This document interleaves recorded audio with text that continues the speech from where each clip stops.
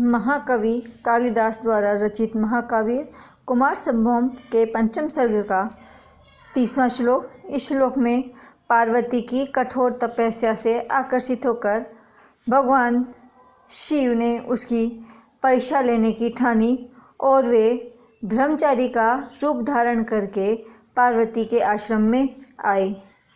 पार्वती के आश्रम में आकर वह पार्वती से शिव की निंदा करने लगे। इसके पश्चात कृष्ण मृगचर्म एवं पलाश दंड को धारण करने वाला प्रौढ़ वचनों वाला और वेदाध्ययन से उत्पन्न तेज से देदीप्यमान ऐसा कोई जटाधारी शरीरधारी ब्रह्मचर्य आश्रम के समान पार्वती के तपोवन में प्रविष्ट हुआ।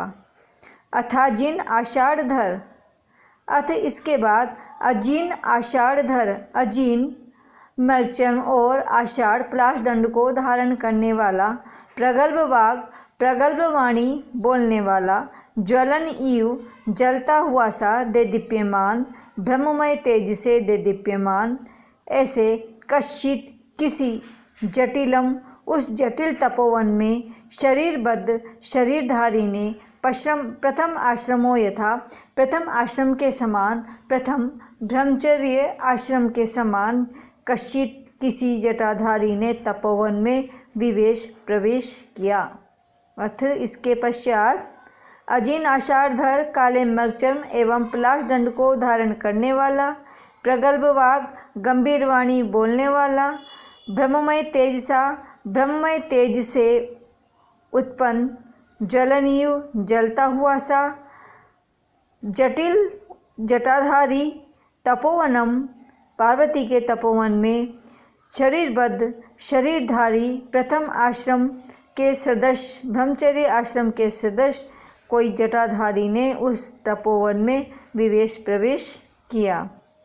यहाँ पर ब्रह्मचारी का वेश धारण किए हुए शिव जी का पार्वती की परीक्षा लेने के लिए उसके तपोवन में प्रवेश होना दर्शाया गया है। दयाजनित अनुराग से प्रेरित साक्षात भगवान शिव पार्वती के प्रेम की परीक्षा लेने के लिए छद्म वेश धारण करके उसी के तपोवन में आए।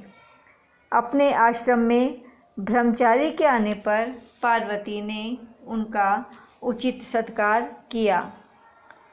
तम आतिथ्यै बहुमान पूर्वया सपरेया प्रत्युदीयाय पार्वती भवन्ति साम्ये अपि निविष्ट चेतसां वपुर्विशेषे गति गौरवा क्रिया।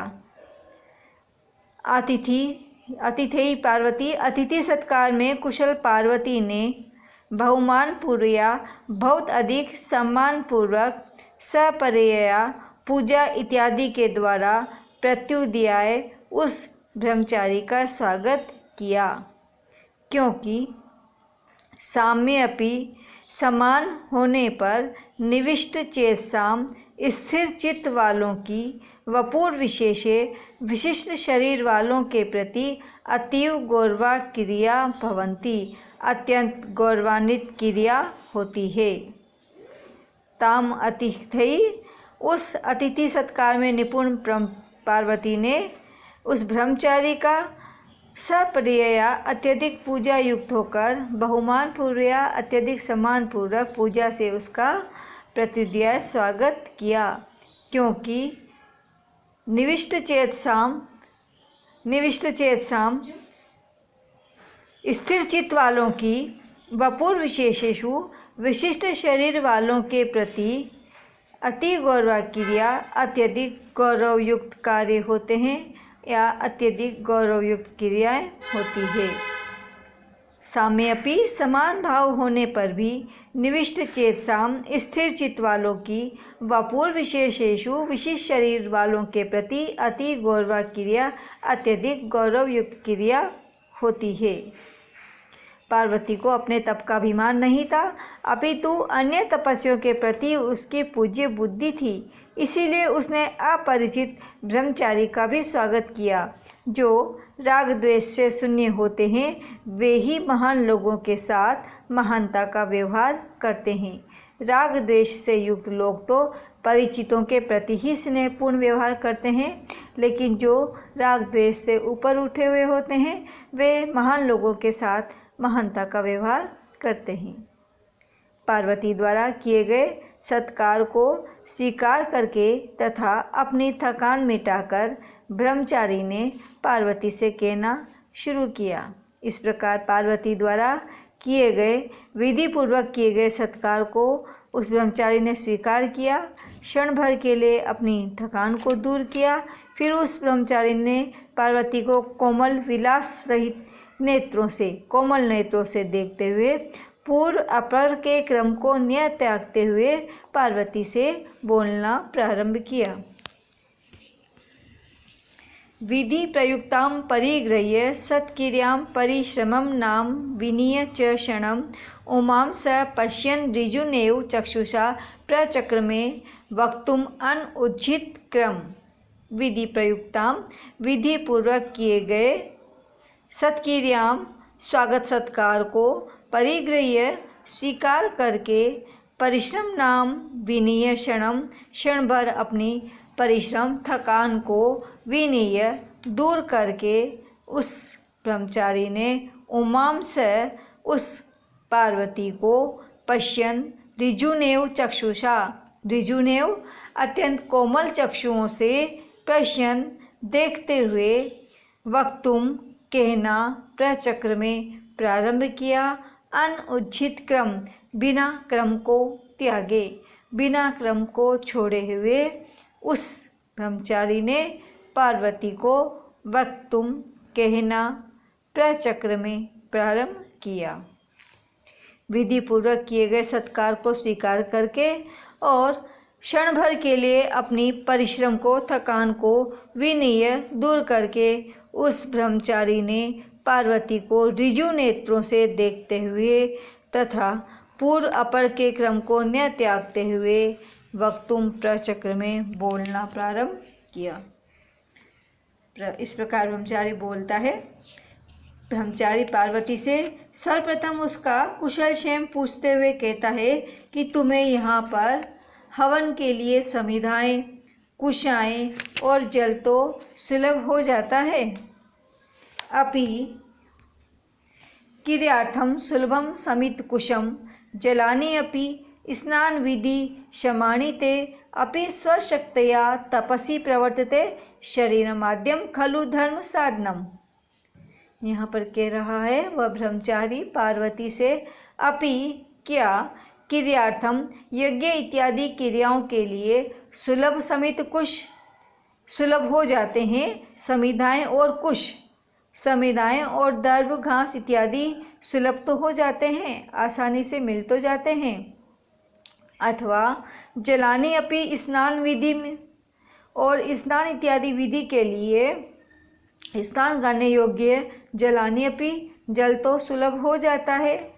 और स्वशक्तिया तपसी प्रवर्तते, क्या तुम अपनी शक्ति के अनुसार सामर्थ्य के अनुसार तप में संलग्न हो, तप में प्रवृत्त हो रही हो, क्योंकि निश्चय ही शरीर आद्यम धर्म साधनम, शरीर जो है प्रथम धर्म का साधन है, प्रमुख धर्म का शरीर प्रमुख धर्म का साधन है। ब्रह्मचारी वेशधारी शिव शिष्टाचार के अनुरूप सर्वप्रथम पार्वती से कुशल प्रश्न पूछते हैं तथा शरीर रक्षा के लिए परामर्श देते हैं, क्योंकि देह रहने पर ही धर्म, अर्थ, काम और मोक्ष की सिद्धि हो सकती है। श्रुति भी कहती है सततम आत्मानमेव गोपायित, सर्वप्रथम अपने शरीर की रक्षा करना चाहिए। शरीर रक्षा हो गई तो सब पुरुषार्थ सिद्ध हो जाएंगे। इसीलिए यहाँ पर शिव पार्वती से सर्वप्रथम अपने शरीर के लिए पूछते हैं, क्या तुम अपनी शक्ति के अनुरूप तप तो कर रही हो? वास्तव में शरीर ही धर्म का प्रथम साधन है। शरीर है तो धर्म किया जा सकता है, अन्यथा नहीं। और भी ब्रह्मचारी यहाँ पर पार्वती से पूछता है कि तुम्हारे द्वारा पानी पिलाकर बढ़ाई गई लताओं में नवीन पत्ते एवं पुष्प तो आ रहे हैं, अपि त्वद्वर्जित तुम्हारे द्वारा वर्जित बड़ी की गई, अवर्जित बड़ी की गई वारिसमृतम जल द्वारा उनमें प्रवाल आशास अनुबंधी विद्युदाम लताओं में प्रवाल इत्यादि कोपल इत्यादि तो फूट रही है, नवीन पत्ते तो आ रहे हैं। चिर उज्जित अलक्तेव पाटलेन ते, चिरकाल से उज्जित छोड़े हुए पाटलेन गुलाबी वर्ण वाले, लाल वर्ण वाले, जो तुम्हारे दंतवाससा तुम्हारे अधरोष्टों से तुलाम यदा आवरोती, तुम्हारे दंतवाससा अधरोष्टों से तुलाम समानता आरोहती रखते हैं।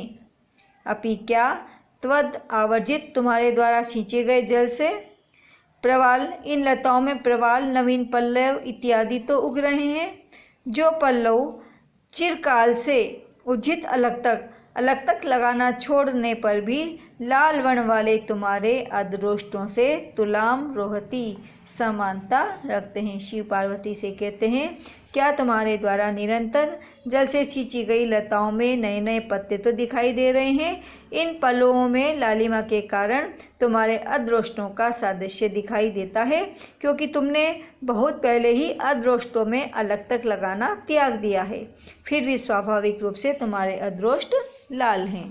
धन्यवाद।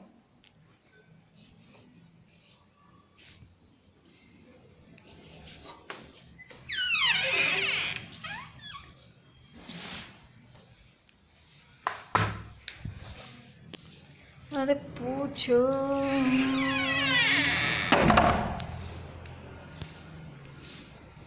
मेरे दिल से,